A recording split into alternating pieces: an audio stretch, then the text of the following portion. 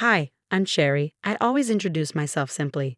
Quiet, reserved, someone who avoids confrontation and drama. That's who I've always been. But sometimes life takes you on paths you never expect, pulling you into battles you never wanted to fight. I met Peter 5 years ago at a mutual friend's barbecue. He was charming, successful, and came from a family with deep pockets and old money. Everything I wasn't. And yet, somehow we clicked. Our wedding was intimate and perfect, like a page torn from a fairy tale. I thought I had found my happily ever after. One night, about a year into our marriage, Peter turned to me with a warm smile. Honey, when are we going to start trying for a baby? His voice was gentle, laced with excitement. I felt my own heart race with the same hope. Why not start tonight? I replied, smiling back at him. Months passed. Then a year. Still no baby. I tried to stay hopeful, but the weight of the unspoken disappointment began to press down on me. Have you seen a doctor yet? Elizabeth, my mother-in-law, asked one evening over dinner. Her words were laced with sweetness, but her eyes told a different story, sharp and scrutinizing. I forced a smile, trying to hide my unease. Not yet, I said lightly. We're just letting nature take its course. Richard, my father-in-law, chimed in with his booming voice. Well, don't wait too long. The Prescott name needs in here. The air in the room grew thick, and I could feel Peter tense beside me. But he said nothing. That night, I cried silently into my pillow, Peter's even breathing beside me only amplifying my solitude. The next day, my best friend Amanda saw right through my fragile exterior. Sherry, what's going on? You seem different. I crumbled, confessing to her the pressure I was under. She pulled me into a tight embrace, her words a balm to my wounded soul. Don't let them define your worth. You're so much more than your ability to have a baby. But the comments didn't stop. Elizabeth began leaving fertility books in conspicuous places whenever she visited, like silent accusations. Richard's jokes about Peter needing a proper wife became more pointed, more frequent. And then there was Jack, Peter's old college friend, who seemed to be around more often than ever before. He would flash his too-perfect smile and compliment me with lingering glances that sent chills up my spine. You look beautiful today, Sherry, he'd say, his gaze holding mine a moment too long. I'd smile politely, brushing off the discomfort. The last thing I wanted was to cause more drama. One day, I overheard Elizabeth on the phone. Her words pierced through the air like daggers. I don't know what Peter sees in her. She can't even give him children. My heart broke into 1,000 pieces. Was that all I was to them? A vessel to carry on the family name? That evening, I couldn't hold it in anymore. Peter, your parents, they've been saying things, hurtful things. My voice trembled as I spoke. He sighed, rubbing his temples. They're just old-fashioned, Sherry. Don't take it personally. But how could I not? Each passing month without a positive pregnancy test felt like a personal failure, like I was letting everyone down. Peter, his family, even myself. Doubts crept in. Maybe they were right. Maybe I wasn't good enough for Peter. Little did I know, this was just the beginning of my unraveling. The life I thought was so peaceful, so stable, was about to fracture in ways I couldn't have imagined. The tension in our home became unbearable. Every family dinner felt like stepping into a lion's den.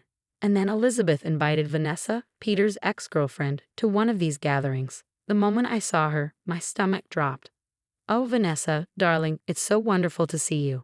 Elizabeth greeted her like an old friend, enveloping her in a warm embrace. Peter, look who's here. I watched Peter's face light up. Vanessa, wow, it's been ages. I stood there, feeling utterly invisible as they reminisced, their inside jokes and shared memories making me feel like an outsider in my own life. When Peter finally remembered to introduce me, Vanessa's smile didn't reach her eyes. Nice to meet you, Sherry. I've heard so little about you. Each evening dragged on, and I felt more alienated, more excluded. The walls of my home felt like they were closing in. One afternoon, while collecting laundry, I heard voices from the study. Peter was talking to his parents. Son, it's been years, Richard's voice boomed. Face it, she's barren. You need to think about your future. My heart stopped as Elizabeth added. The Prescott line needs an heir, Peter. Vanessa's still single, you know. I held my breath, waiting for Peter to defend me, to prove them wrong. Instead, his voice, soft and defeated, shattered my world. I don't know what to do anymore. Maybe you're right. I fled upstairs, tears blurring my vision. My mind raced, my heart breaking into pieces I wasn't sure could be mended. Later that night, nausea washed over me, a wave so intense I wondered if it was from stress or something else. I called Amanda in a panic. I think I might be pregnant. Take a test, now, she urged. With trembling hands, I did. The test revealed 2 faint lines, positive. I should have been overjoyed, but dread filled me instead. Before I could fully process the pregnancy, Peter's phone buzzed on the nightstand. My heart sank as a text from Vanessa popped up. Last night was amazing. When can I see you again? The world beneath me crumbled. My hands trembled as I opened their chat history, feeling the weight of betrayal with every swipe. It was all there, months of messages, secret rendezvous, declarations of love. I felt like I was suffocating. This wasn't just a fling, it was a relationship, one he had hidden from me, one I hadn't seen coming. I called Amanda, my voice shaking with sobs. He's been cheating on me, with Vanessa. Her gasp was sharp, echoing the shock I felt. Oh, Sherry, what are you going to do? I drew in a breath, the air thick with the weight of the truth I had just uncovered. I'm not telling him about the baby, not yet. I need to protect myself first. Good thinking, Amanda agreed, her voice steadier than mine. We need to gather evidence. Document everything, his affair, how his family's been treating you. All of it. So I did. Over the next few weeks, I played the role of the oblivious wife. I saved screenshots of Peter's texts, recorded conversations with his parents, and kept track of every pointed comment and snide remark. The abuse wasn't just emotional anymore. It was calculated, premeditated, a campaign to push me out of Peter's life. One evening, Elizabeth cornered me in the kitchen. Her sharp eyes roved over me with quiet disdain. Sherry, dear, she said, her voice deceptively sweet. Have you ever considered that maybe you're just not cut out for this family? I forced a smile, despite the cold wave of anger rushing through me. What do you mean? Well, she said, adjusting her pearls as if this were just casual conversation. A real Prescott woman would have given Peter a child by now. Maybe it's time to step aside. Gracefully. Her eyes flicked down to my still flat stomach. If only she knew. I bit my tongue, my hand instinctively moving to my belly, and smiled, as if her words hadn't just cut me to the core. As I gathered more evidence, I started to see the full picture, the depth of their betrayal. This wasn't just Peter cheating on me. His family had been plotting to replace me from the beginning, and Vanessa was their willing accomplice. One afternoon, I confided in Amanda, my voice barely a whisper. I feel so stupid. How did I not see this coming? She pulled me into a tight hug. This isn't your fault, Sherry. They're the ones who should be ashamed. I nodded, though tears pricked at my eyes, a new resolve burning in my chest. You're right, and they will be. I'm not going down without a fight. The next few weeks were a blur of secret preparations. Every morning, I'd smile at Peter over breakfast, pretending I didn't know about the late nights with Vanessa. I endured family dinners, all the while enduring Elizabeth's barbs and Richard's thinly veiled comments about my unsuitability. All the while, my belly grew beneath loose-fitting clothes, hidden from their prying eyes. I met with Sarah, a lawyer Amanda had recommended, in a small cafe across town. She was kind but professional, her gaze sharp as she took notes. So, Sherry, tell me what's been going on, she said gently. I took a deep breath, the weight of everything I had been carrying threatening to crush me. I told her everything, the affair, the emotional abuse, the pregnancy. Sarah listened closely, her pen never stopping. You're doing the right thing by gathering evidence. Keep documenting everything. Texts, emails, overheard conversations. It will all help your case. What about the baby? I whispered, feeling the familiar knot of anxiety tighten in my chest. Her expression softened. That's entirely up to you. Legally, you're not obligated to tell him until you're ready. I left that meeting feeling lighter, a small but growing sense of empowerment flickering inside me. That evening, Peter came home late again, the smell of guilt practically radiating off him. Working late? I asked casually, not looking up from my book. Yeah, big project, he muttered, his eyes never meeting mine. The guilt was written all over his face, but I just nodded, suppressing the urge to scream at him, to confront him. Not yet. As my pregnancy progressed, it became harder to hide. I started wearing flowy tops and avoided tight hugs. Amanda, my only confidant, she checked in on me often, her concern a lifeline during our secret meetups.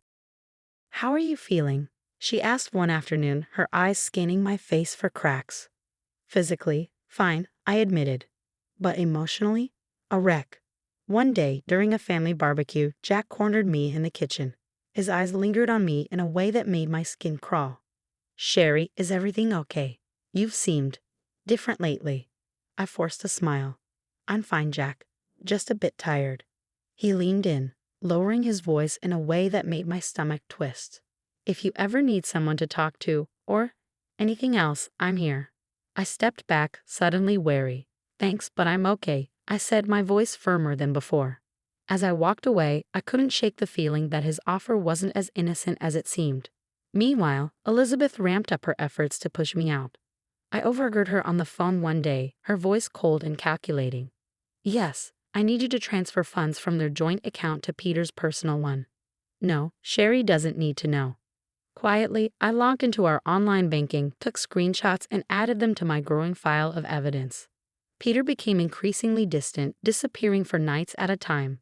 When he was home, the guilt practically radiated off him.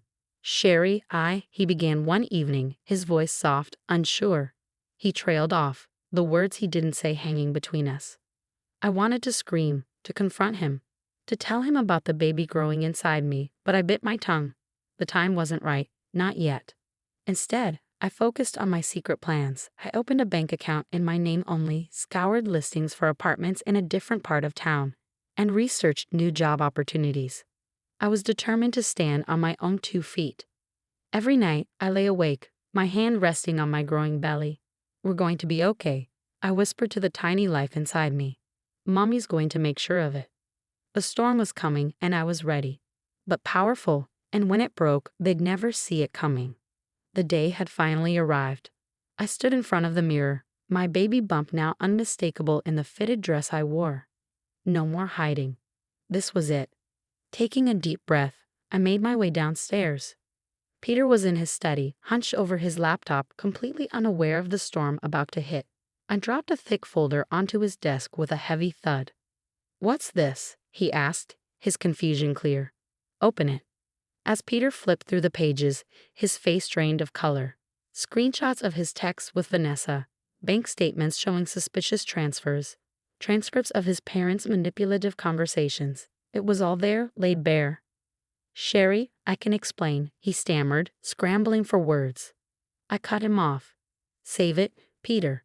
I know everything, the affair, your parents' schemes, all of it."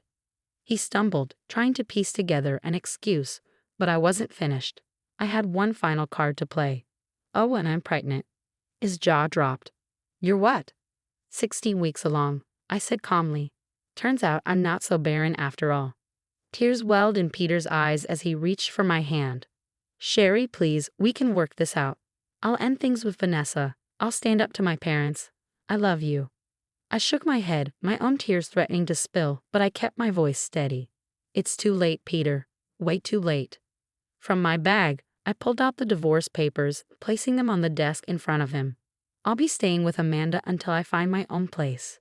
You can contact me through my lawyer." As I turned to leave, Peter's voice cracked behind me. "Sherry, please don't go. I'm so sorry." I paused, my hand on the doorknob, but I didn't look back. "So am I, Peter. So am I." The aftermath was explosive. Word spread quickly about Peter's affair and my pregnancy. Elizabeth and Richard's carefully curated social circle turned on them, disgusted by their behavior. Vanessa, too, faced consequences. Losing her job after the scandal reached her workplace, it seemed justice had its own way of serving her. In an unexpected twist, Jack, Peter's so-called friend, was arrested for embezzlement at his company. His friendly offers to help had always seemed suspicious, and now I knew why. The months passed in a blur, but they weren't marked by sadness anymore. I gave birth to a beautiful baby girl, Sophia. Amanda stood by my side through it all, along with a circle of amazing friends I'd made in my new neighborhood. I threw myself into building a new life, starting a small online business selling handmade baby clothes, inspired by the adorable outfits I made for Sophia. One day, as I prepared for a meeting of the support group I'd co-founded for women in similar situations, Amanda handed me a letter. "It's from Peter," she said softly, her eyes searching mine. I stared at the envelope, emotions swirling inside me, anger, sadness, even a trace of curiosity. But then, with a calm certainty, I tucked it away in a drawer, unopened. "Some bridges are better left burned," I said quietly. Amanda nodded in understanding. That evening, as I rocked Sophia to sleep, I reflected on how far I'd come. From the quiet, insecure woman I once was, I had grown into a strong, independent mother and business owner. Peter's betrayal had shattered my world, but from those broken pieces, I had built something beautiful, something that was mine. As Sophia drifted off in my arms, I whispered, "We made it, baby girl. We're going to be just fine." And for the first time in a long time, I truly believed it. Now, I have a question for you. If you were in Sherry's shoes, would you have opened Peter's letter? Do you think forgiveness is ever possible after such a deep betrayal? Or are some actions truly unforgivable? Share your thoughts in the comments below. Your experiences and opinions matter, and they might just help others going through similar struggles. If you enjoyed this story and want to hear more like it, hit that like button and subscribe to our channel. Your support helps us continue sharing important stories. Thanks for watching, and I'll see you in the next video.